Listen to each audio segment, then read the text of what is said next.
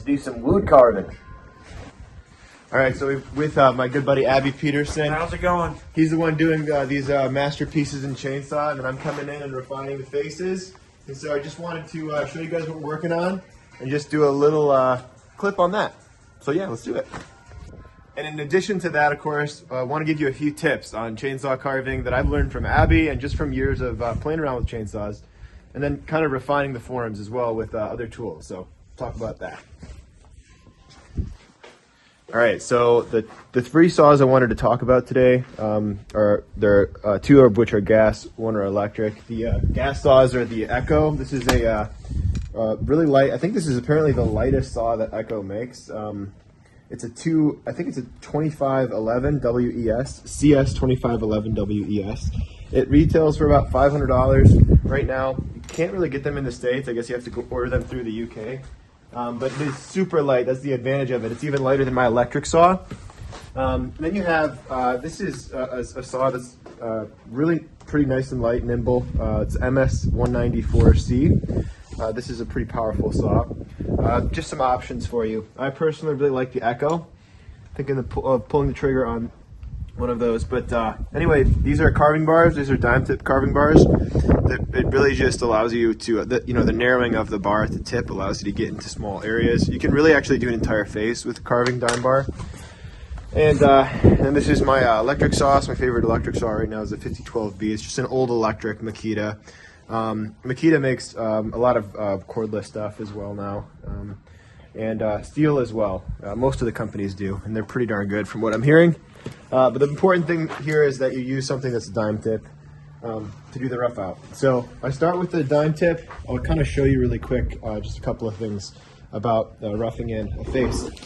All right, so there are a couple of ways of kind of processing the major shapes of the face. There's a rule of thirds, which is dividing up the space from the top of the head to the brow ridge, and the brow ridge to the bottom of the nose to the chin, into thirds, right? That's my understanding of it. I really don't use it very often. The one that I prefer to use, however, is the center line rule, right? Dividing into from the point of the center line. So I guess quarters, really. So kind of divide the whole shape in half. Generally, that gives you the bisecting line through the eye, and then from halfway point from the bottom of that, from that line rather to the bottom of the chin is the nose. A third of the way down from the nose and the chin is the mouth. There's some other rules as well. The eyes are about an eye's width apart, and they've got about a half eye's width at the outside edge. And so what I'm doing when I'm first coming into the project is I'm thinking about those forms. I'm thinking about the position of the nose.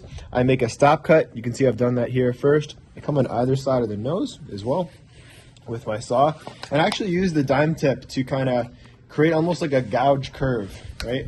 Transitioning from the cheek to the nose. So you can see I'll come in here with the chainsaw, and I'll just create a little bit more separation between the cheek area and the nose area. And then I'll do the same thing here. I'll start to bring the forehead back so that that nose comes ahead. It's really important that when you're carving the face, that this side profile, if you're looking at it from the side profile, you can actually see that the nose comes out ahead of the forehead, ahead of the mouth mound, and ahead of the chin. So you'll see as I start to bring the forehead back, that nose will also come out. I'll show you that.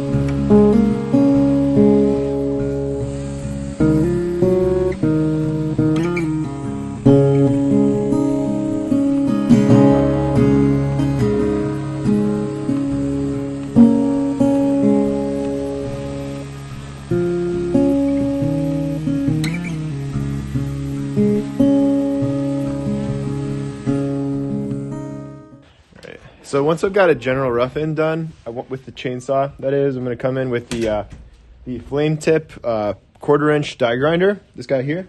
And I'm going to kind of smooth out the forms, the shapes, get everything nice and even.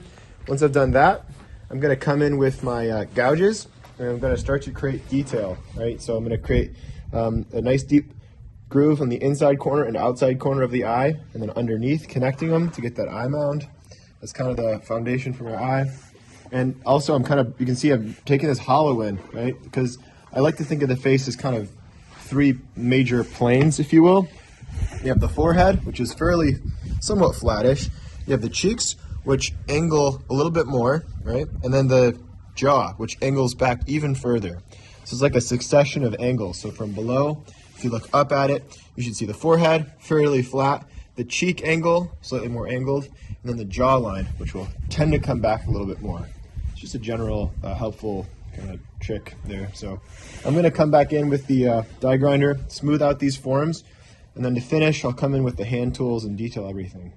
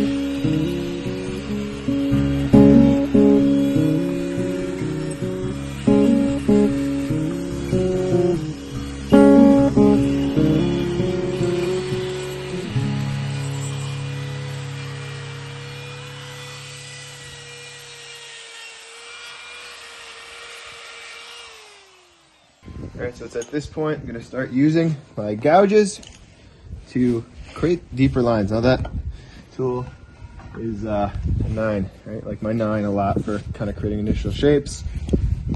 I'll come in actually with a veiner here in just a moment, as soon as I kind of start to clean up and define some major parts here. I like to come underneath the eye, as I mentioned before, with my number 9, create that shadow, get the eyeball to pop away from the cheek, just like that.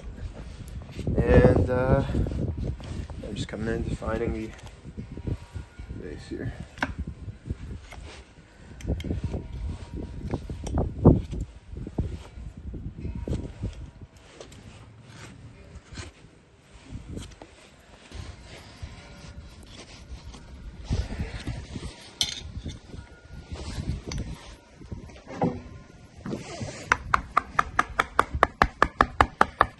Before I get to that veiner, I'm using the 4 to come along and shape his mouth.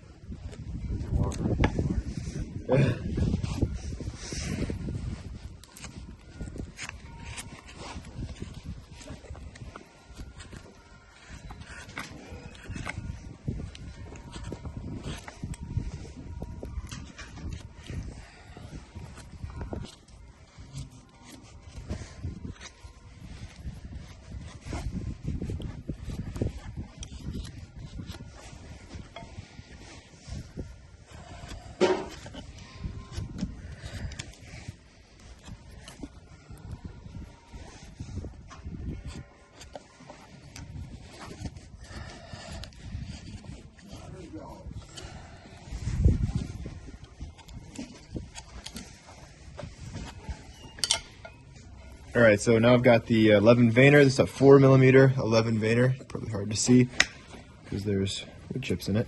There you go. And nice deep profile. So I come in inside corner of the eye. Really important you get a lot of depth in the inside corner of the eye. Outside corner too. Now you'll notice that when I do something to one side, I just carry it on over to the other side.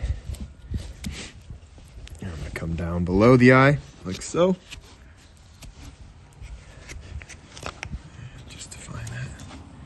It's a fun little turn. If you've seen me do any of my whittles, it's a similar concept here with the veiners. You come around and catch the turn of the nostril and carry that cut down into the frown line, smile line, whatever you want to call it.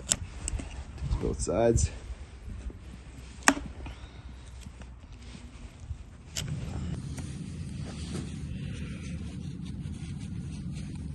Like so.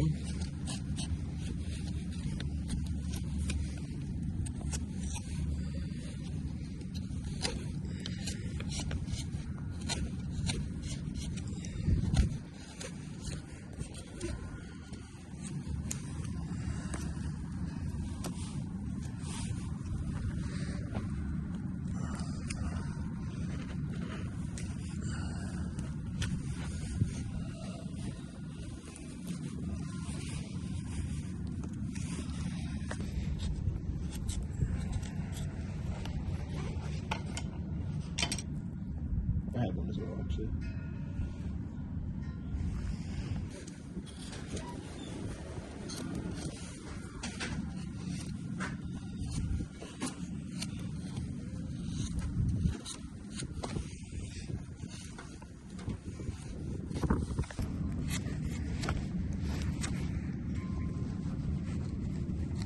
Nice.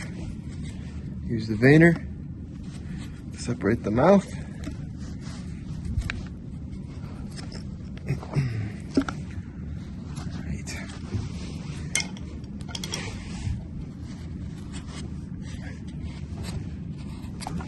So this is white pine. I probably should have mentioned that at the outset. It's really nice to carve, actually. It does a great job of taking detail.